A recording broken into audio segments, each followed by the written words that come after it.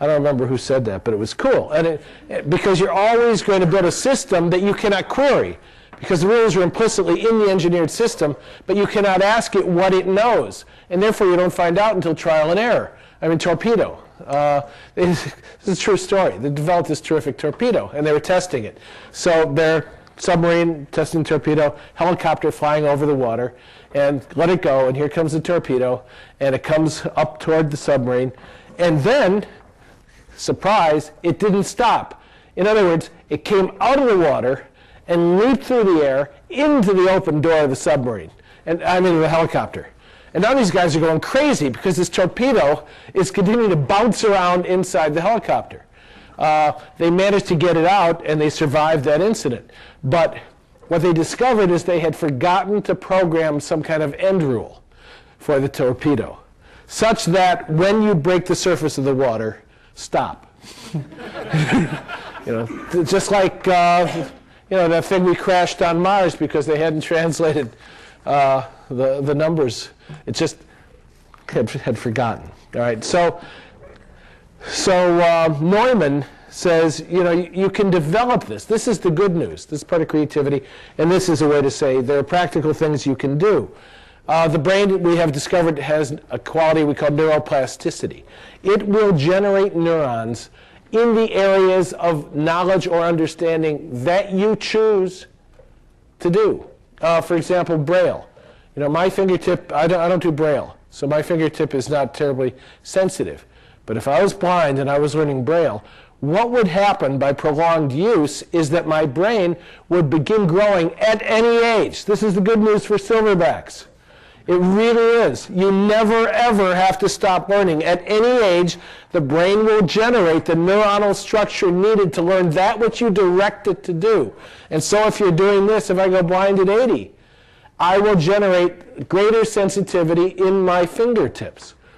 I mean, a study that was similar to that they did with monkeys. They rubbed the monkey's arm, right? And they discovered that the brain in the monkey generated the neuronal structure that was sensitive to having its arm rubbed. Then they gave the monkey M&Ms. They still did everything exactly the same, rubbed his arm and so on, but distracted him by offering him food, sex, well, that's it, right? I mean, for me, that's it, food or sex.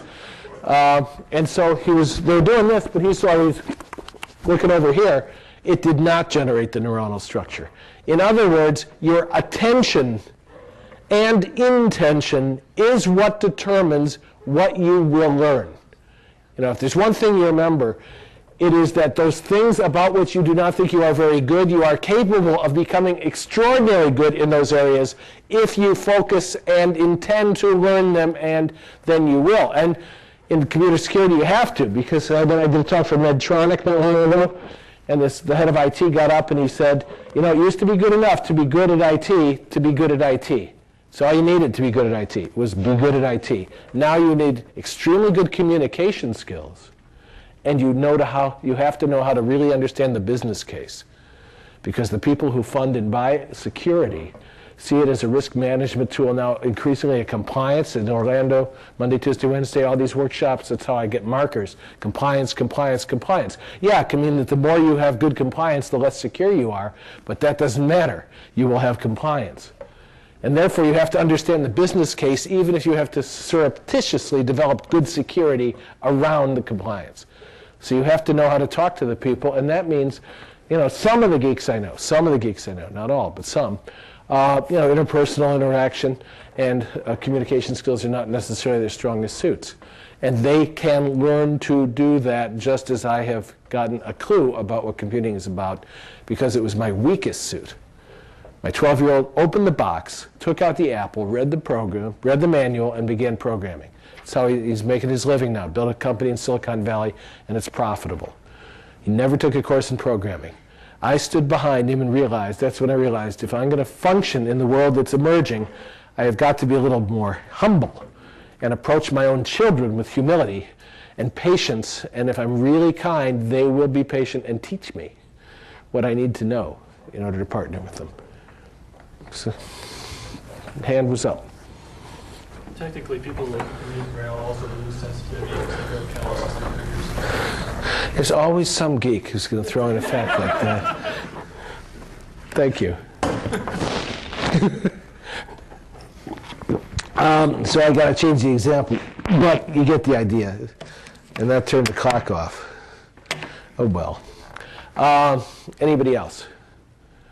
And I think I heard the word play. You know, one of the things I talk about is where do you go to see what's coming on the edges, and I mentioned the kids. You are all at ages now where you are not kids, right? But there are people who you say, oh, they're kids. And that means the people who are right where you were. And so you go to the kids, whoever the kids are, to see what they're playing with. You know, sometimes you do this formally. Sony, when they developed the PlayStation, the engineers brought in a bunch of 10 and 11-year-olds and gave them prototypes. And then they stood behind one-way glass and watched what they did with it. And the kids, being classic hackers, i.e. having no preconceptions about what they were supposed to do with it, invented ways to use the PlayStation that the engineers at Sony themselves had never dreamed of doing.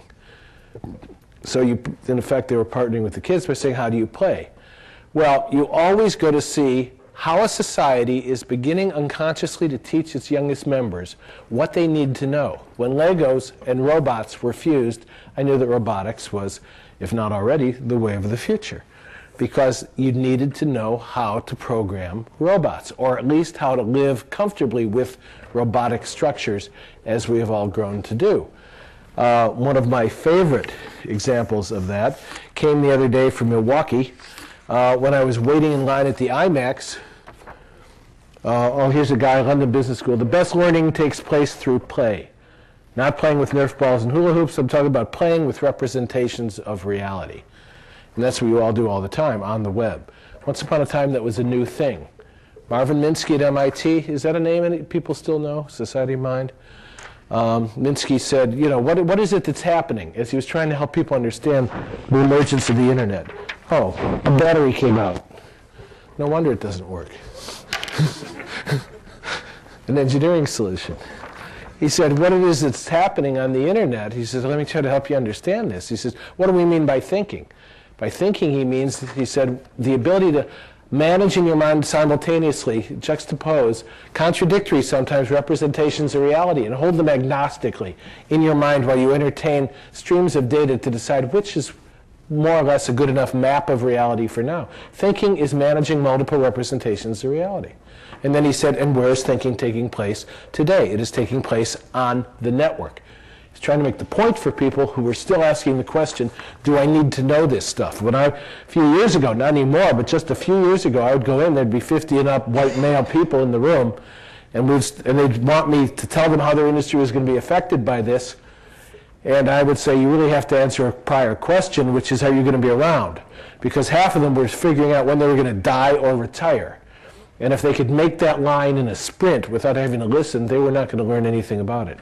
Well, now that's not true. We all have to do it. And Minsky was saying, where thinking for humankind is and will take place is on the web, on our networked means of extending our cognition and sensory apparatus into the universe. And therefore, if you do not know how to use the web and the net effectively, you are like a computer on a desk in a corner. You are no different than a brain in a bottle. Because the language of the tribe, the dialect of the tribe, it's like being raised by wolves in a cave. You may know some things, but you don't know the dialect of the tribe. And that's why he was saying it was becoming ubiquitous. Yes? If the web is where you can expand thinking, tap into other people's thoughts, resources, so forth, how do you mitigate theft in that arena? You know what I mean? Oh, I know exactly what you mean. I'm just avoiding your question. See, I'm playing with my toy. Good question. One of the ways to do it is to redefine theft. You know, when British Rail found out they had a terrible on-time record, the worst in Europe, and they needed to get better, you know how they fixed it? They redefined the word late to mean any train that arrived up to 1.5 hours of the printed timetable time, and their on-time record improved dramatically. Right. I'm only half kidding. Let me tell you why.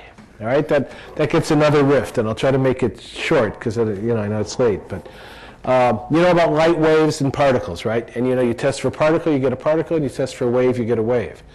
And at first we said, I don't understand this.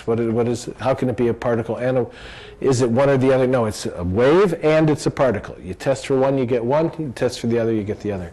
I have a hunch that a lot of the conversations we have about intellectual property and privacy and information security are a function of being caught between, is it a particle or is it a wave? But we're not talking about particles and waves. We're talking about human identity as we conceive of it, and the attributes of human identity from the individual person all the way up to the largest geopolitical structures. So, let's take boundaries. How do you define a self? It's where do you draw the boundary, right? So where have we been drawing boundaries in civilization? Nation states emerged in the 17th, 18th, 19th century as a way to organize the flow of information appropriate to the economic, social, and political realities of the time. In other words, we didn't need such large aggregates of structure until the flow of information became sufficiently fast to require them. In other words, nation states into which we've all been born are on their way out because the technology is in the process of undermining and destroying them from under. Now, you understand that. You know that, when I was a kid, I would go to Europe and you had to show your passport at the Spanish border and at the French border, and there were distinct countries, and now it's just all kind of, there's still distinct countries, kind of, but they're morphing into Europe and the European Union. So at every level, whether you want to look at countries or whether you want to look at trans-global organizational structures or you want to look at individuals, where we thought the boundary was drawn around our identities has been undermined by technological change. Now, the self, when I use a word like self or individual, what is very hard for us to really get because it's so axiomatic to the way we think is that those concepts didn't exist before the printing press. I just can't emphasize that enough. Before the Renaissance, we did not have a concept of human rights. We did not have a concept of intellectual property rights. We did not have a concept of author. None of those things that we take for granted as givens in society literally existed. Just as there was no such thing as adolescence. Do you know that the word adolescence did not exist prior to the 1450s? It began to emerge later in the 1400s because the printing press engineered processes which postponed adulthood for the first time in human history, while younger people assimilated symbolically the knowledge that had accumulated in their tribal organization or culture or society, and therefore had to wait, which is why we all have so much trouble. The hormones fire, the evolutionary development of hormones didn't know that, but we have to somehow cold cock our hormones for 10 years while we're supposedly postponing adulthood. You read Romeo and Juliet, they were 12 and 13 years old because people were grown up at 12 and 13. And there was no concept of childhood either. These things which we think are so fundamental and axiomatic. So when you're talking about privacy, are you looking at the individual as bounded by a border which says that you can contain your information? Or are you looking at what computing and networking technologies have taught us, which is that we're on our way to an identity that is collective, and in which the membranes of our cell are semi-permeable and information and energy is passing through them always, as we now know from the physical world, it in fact is. So if you look at the individual self, you say, I must have privacy. But if you look at the other self that has been defined by computing, it's not even a self exactly, it's a collective. Just as we've been talking about, you need all these other people. See, that literally didn't exist before. And one of the obvious ways to see it is in education. I went to help a school district once in Northern Illinois that was struggling with getting bad grades from Baxter Labs and Motorola and Abbott Labs. And they said, you're doing everything right, but you're not doing a good job in teaching the kids to work collaboratively and to think collaboratively. And I said, well, what does that mean? And the answer that came back made me think, you know what they called collaborative learning in my day? They called it cheating. And I realized that it was funny, but it was true. I was taught to have blinders on like this. I was